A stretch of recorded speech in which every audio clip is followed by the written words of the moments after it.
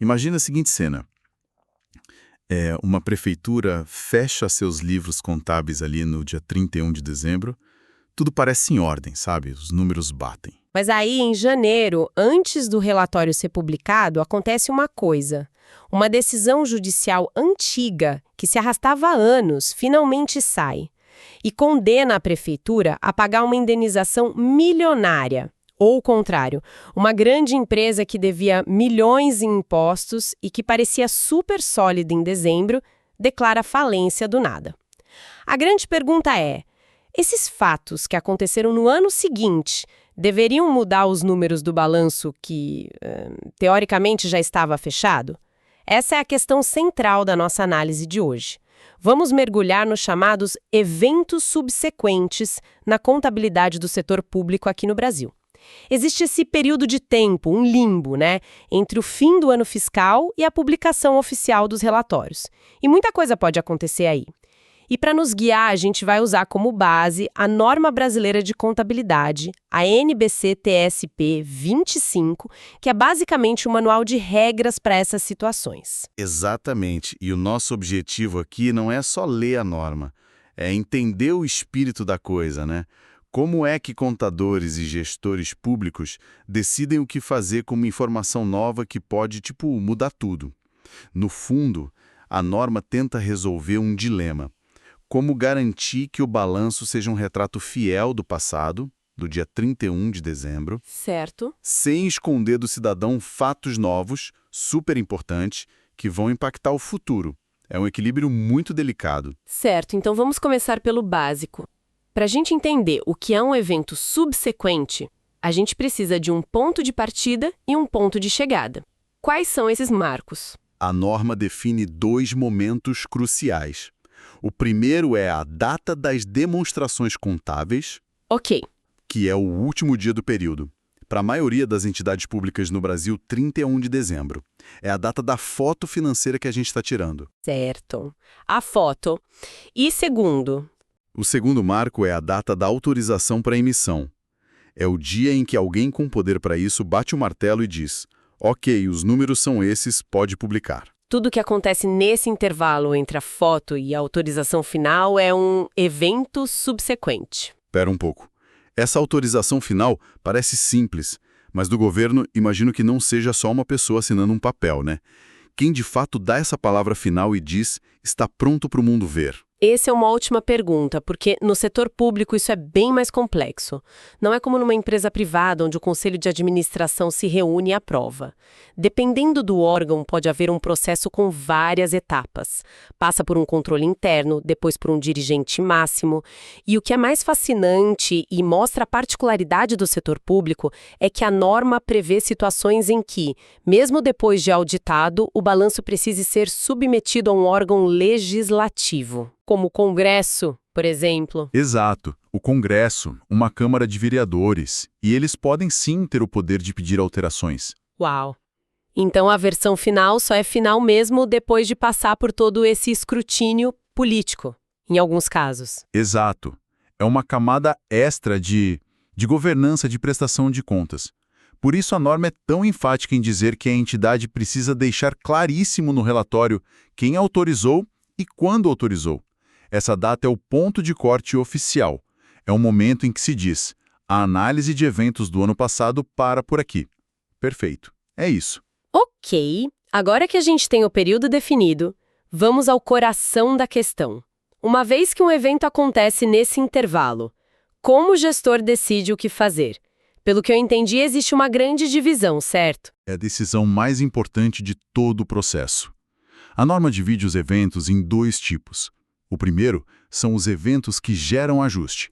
São aqueles que trazem novas informações sobre condições que já existiam na data do balanço. Ah, então não é uma situação nova. Não. Apenas confirmam ou esclarecem algo que já era uma realidade lá no dia 31 de dezembro. O segundo tipo são os eventos que não geram ajuste.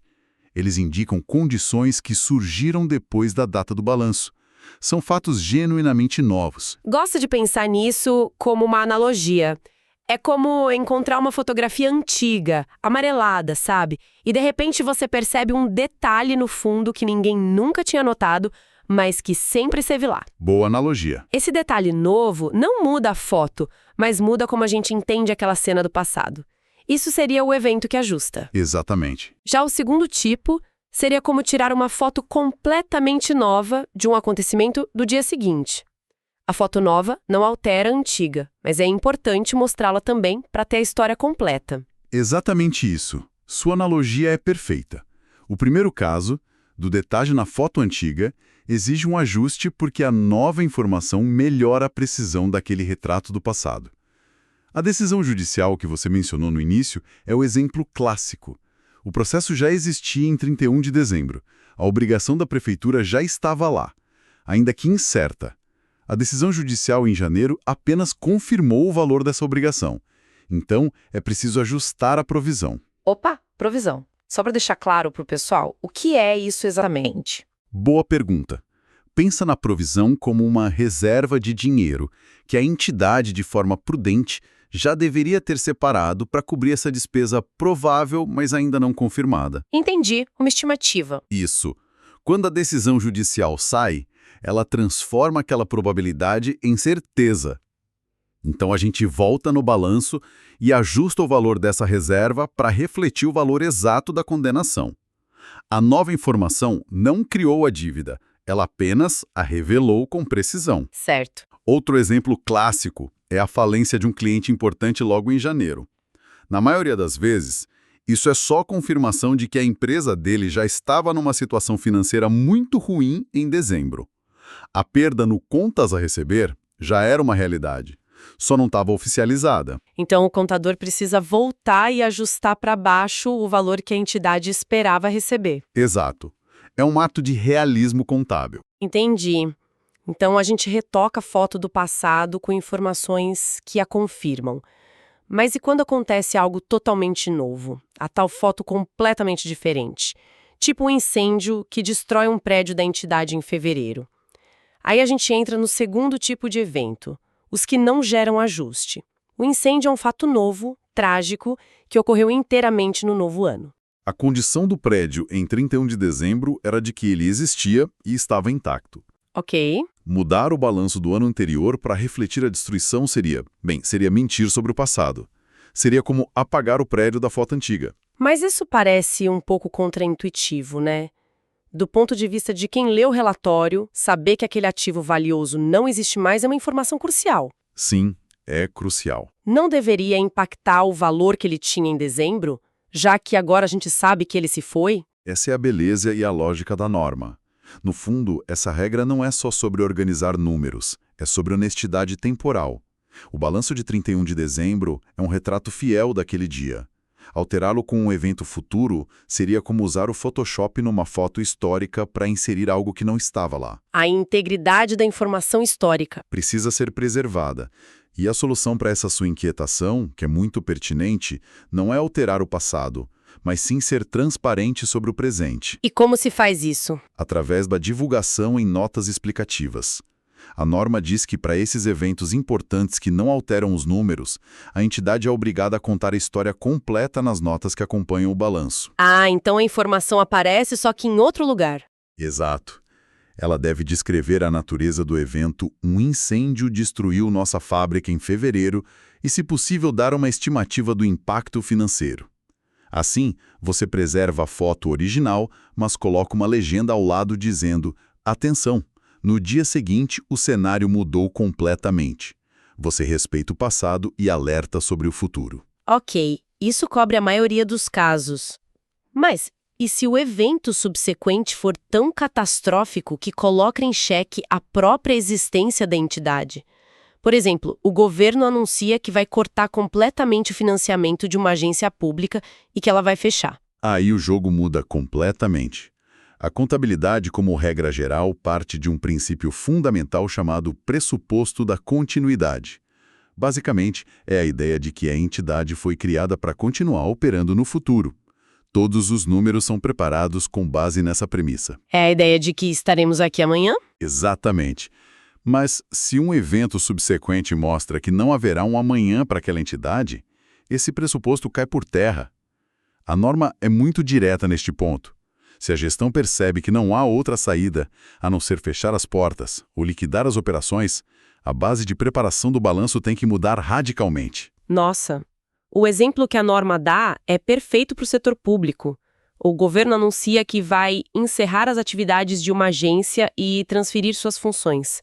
Para aquela agência específica, a continuidade acabou. O impacto disso é drástico. As demonstrações contábeis do ano anterior, mesmo se referindo a um período em que a agência operava normalmente, podem ter que ser refeitas sob uma nova ótica. O que significa isso na prática? Os ativos valem menos, as dívidas mudam.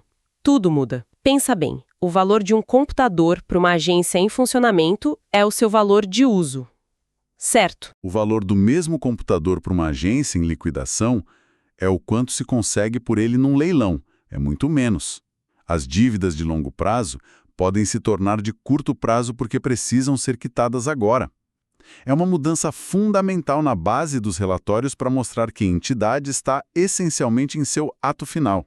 É a contabilidade do fim do jogo. Isso, a contabilidade do fim do jogo. Fica claro que, seja um ajuste nos números, uma nota explicativa ou uma mudança total de perspectiva, o fio condutor de tudo isso é a transparência. Sem dúvida. E essa transparência vai além.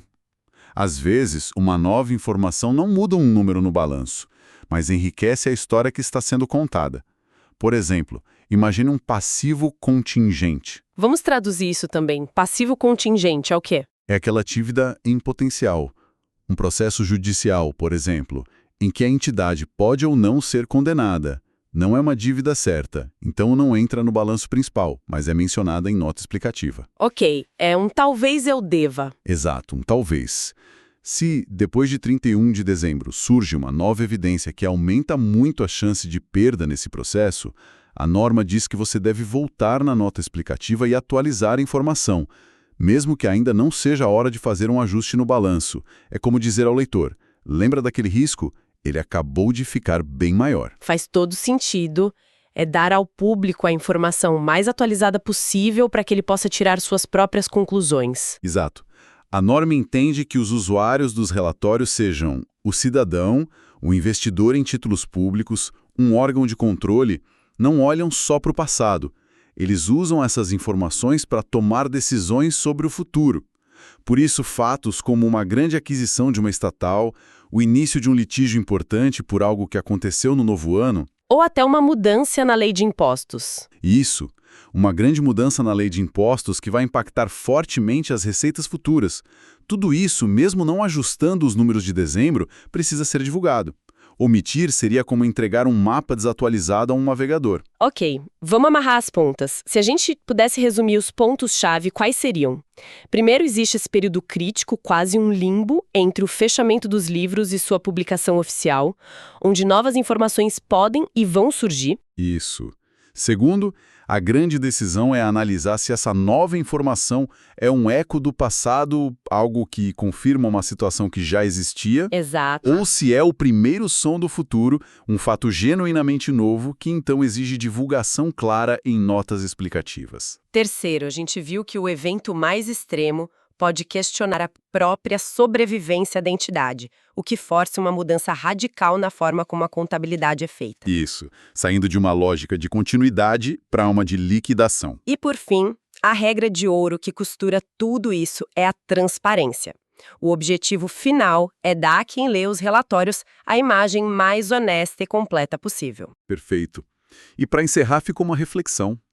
A norma nos dá um mapa, mas a jornada de aplicá-la exige muito julgamento profissional, sabe? Da próxima vez que surgiu uma notícia sobre uma grande mudança no setor público, um novo programa social bilionário, a fusão de ministérios, ou até mesmo um desastre natural que destrói uma infraestrutura essencial, vale a pena fazer o exercício de pensar como um contador público.